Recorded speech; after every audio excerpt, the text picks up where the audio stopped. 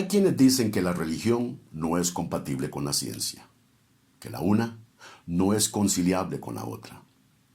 Bueno, los que afirman esto obviamente ignoran cómo la ciencia de la arqueología por siglos ha brindado un asombroso respaldo al texto bíblico una y otra vez. Crónicas de ciudades, gentes, leyes, costumbres, batallas, monarcas, etcétera, todos han sido corroborados por medio de la investigación arqueológica. Y a continuación presentaré lo que considero son 5 de los más importantes descubrimientos arqueológicos que respaldan al Viejo Testamento. Y para eso empezaré con la mención más antigua del Dios de Israel fuera de la Biblia que tenemos hasta el día de hoy. Y esta se encuentra aquí, en las famosas ruinas del templo Soleb, en el Sudán de la actualidad. Construido bajo la administración del faraón Amenhotep III, 1400 años antes de Cristo. Las inscripciones en las columnas describen las victorias del faraón, mencionando varios pueblos conquistados. Y en una de ellas se encuentran los jeroglíficos que describen la conquista de un asentamiento de nómadas al este de Egipto, a los que se refiere como la tierra de los nómadas de Yahweh o Yahvé. No existe otro pueblo conectado con el Dios Yahweh al este de Egipto más que el pueblo de Israel, a los que se refiere en ese entonces como Shazú o nómadas. Confirmando, número 1, que esto sucede durante el periodo nómada de Israel, antes de establecerse en la tierra prometida. Y número 2, que los egipcios estaban familiarizados con el Dios de Israel, precisando una previa relación entre ambos pueblos, tal y como lo declara el texto bíblico de Éxodo a Deuteronomio. Y pasando de la más antigua mención del Dios hebreo fuera de la Biblia, ahora veamos la más antigua mención del pueblo de Israel, también fuera de la Biblia. La misma se encuentra en la estela de Menerpta, descubierta en 1896. La estela, o monolítico, data de 1200 años antes de Cristo y se encuentra en el Museo Egipcio del Cairo. Mide más de 2 metros de altura y conmemora las victorias del faraón Merneptah en tierras de Canaán, donde en las últimas líneas menciona por nombre al pueblo de Israel entre los grupos derrotados. Razón por la cual varios académicos también se refieren a este monolítico como la estela de Israel. Ahora, esta no es la única mención de Israel en inscripciones egipcias, pero sí, como hemos dicho, es la más antigua, llegando así a constatar que 1200 años antes de Cristo, Israel ya habitaba en la tierra prometida, coincidiendo perfectamente con el periodo de los jueces que relata el texto bíblico. Por años, los escépticos, con su parcialismo antibíblico, venían negando la existencia del rey David de Israel, ridiculizando y rechazando la historicidad de todos los textos bíblicos que le mencionan, tachándolos de mitos y leyendas. Pero en 1993, excavando en Tel Dan, al norte de Israel, se encontraron los fragmentos de una estela con inscripciones en hebreo antiguo. La estela de Tel Dan data de 800 años antes de Cristo y se encuentra hoy en el Museo de Israel.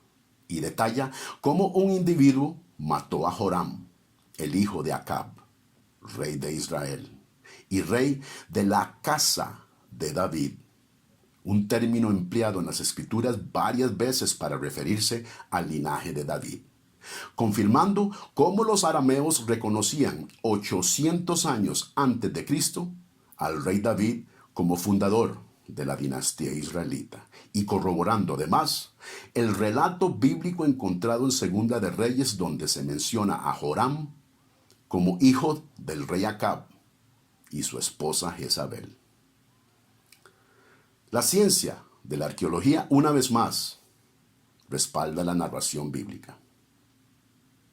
En las ruinas de lo que fue una vez la ciudad de Babilonia, en 1896 se encontraron una serie de tablillas referidas como las Crónicas Babilónicas, que relatan la historia de los reyes de Babilonia. Las tablas fueron creadas alrededor de 600 años antes de Cristo y actualmente se encuentran en el Museo Británico en Londres.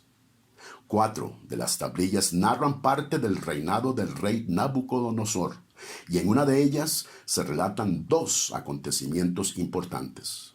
Número 1, la derrota de los egipcios en Carquemis por tropas babilónicas dirigidas por Nabucodonosor, confirmando el récord bíblico de Jeremías 46, donde se nos informa de la derrota del faraón por fuerzas babilónicas, específicamente mencionando que el evento se dio en Carquemis. Y número 2, en la tabla se narra la caída de Jerusalén bajo las fuerzas babilónicas, donde se nos dice que el rey israelita fue capturado y llevado a Babilonia, y cómo Nabucodonosor dejó a otro en su lugar, confirmando así 100% lo descrito en Segunda de Reyes 24, donde se nos informa del saqueo a Jerusalén por los siervos de Nabucodonosor y de cómo fueron llevados cautivos a Babilonia el rey Joaquín y sus siervos, y cómo Nabucodonosor, tal y como mencionan las tablillas, dejó a otro reinando en su lugar. Y así llegamos al quinto descubrimiento, el cual considero el más importante: los rollos del Mar Muerto. Descubiertos por un joven pastor de ovejas en unas cuevas cerca del Mar Muerto en 1947, estos datan de alrededor de 200 años antes de Cristo y consisten en más de 970 manuscritos y fragmentos, de los cuales más de 200 de ellos son textos bíblicos. Se encuentra hoy en una cámara especial bajo tierra en el Santuario del Libro, en el Museo de Jerusalén. Y milagrosamente entre ellos se halló un rollo de más de 24 pies de largo, con el texto entero del libro de Isaías. ¿Y por qué es esto de suma importancia? Bueno, porque antes de este hallazgo, el manuscrito completo más antiguo del Viejo Testamento que teníamos era el Códice de Leningrado, escrito alrededor del año 1000 después de Cristo. Y ahora teníamos uno escrito 200 años antes de Cristo, lo que significa que podíamos comparar ambos textos y verificar cuánto había cambiado la Biblia en más de 1000 años de transmisión. Si existían contradicciones, omisiones, adiciones, etc. Y asombrosamente, la conclusión fue que a pesar de ciertas diferencias en gramática y ortografía, ambos textos son esencialmente idénticos, sin la más mínima alteración de alguna doctrina esencial de la fe cristiana. Suscitando que Millard Burroughs, autoridad en los rollos del Mar Muerto, declarara en su obra: es de asombrar que después de 1000 años el texto muestre tan pocas alteraciones, demostrando claramente que el texto bíblico que tenemos hoy es fiable y muy bien fundamentado. Y así existen cientos de pruebas arqueológicas más que confirman la narración del Viejo Testamento.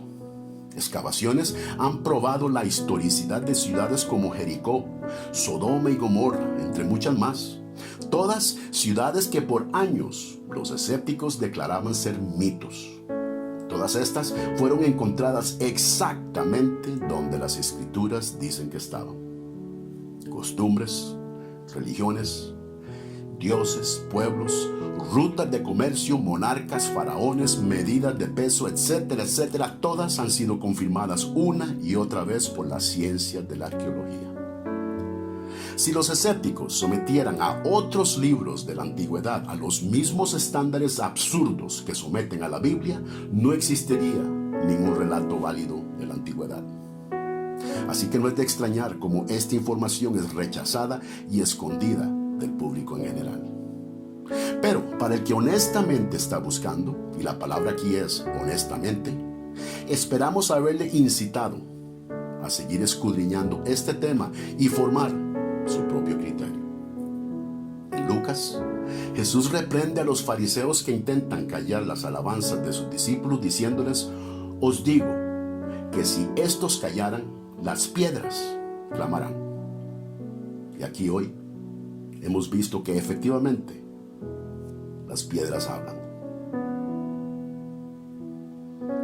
Bienvenidos a Logos, Ética, Evidencias y Razones. Si encuentra provecho en el video, le invitamos a marcar me gusta y a suscribirse a nuestro canal, donde siempre estamos dispuestos a contestar cualquier pregunta de cualquiera de los segmentos en nuestra videoteca. Mi nombre es Eric Aguilar y de parte de Leer, les damos las gracias por escuchar.